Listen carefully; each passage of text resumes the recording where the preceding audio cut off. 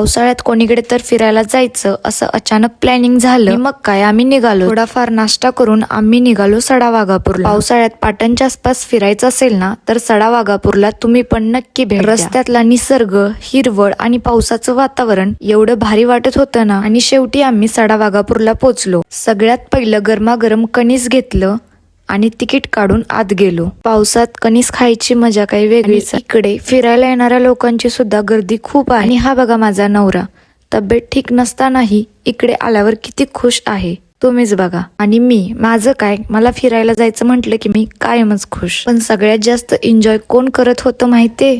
हा आमच्या दिदींचा मुलगा. पाण्यात उड्या मारायच्या, मस्ती करायचं, त्याला तर पोहायचं होतं पण पाणी खूपच थंड होतं.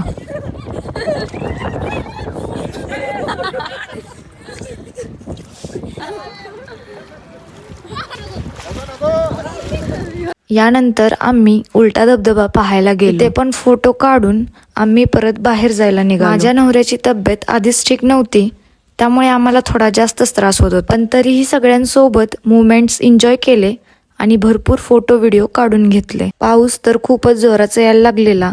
त्यात एवढं धुकं पडलं होतं की समोरचं काहीच दिसत नव्हतं. अगदी आमची गाडीही आम्हाला नीट दिसत नव्हती.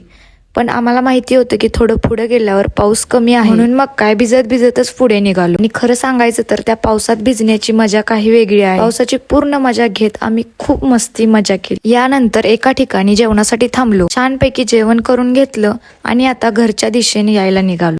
तर तुम्हीही पावसाळ्यात कोणीकडे तर फिरायला जाण्याचा प्लॅनिंग करत असाल तर सडावाघापूरला नक्की भेट द्या. आणि आमचा हा पावसाळी व्लॉग तुम्हाला आवडला असेल तर लाईक, कमेंट आणि शेअर नक्की करा. भेटूया पुढच्या व्लॉगमध्ये. बाय.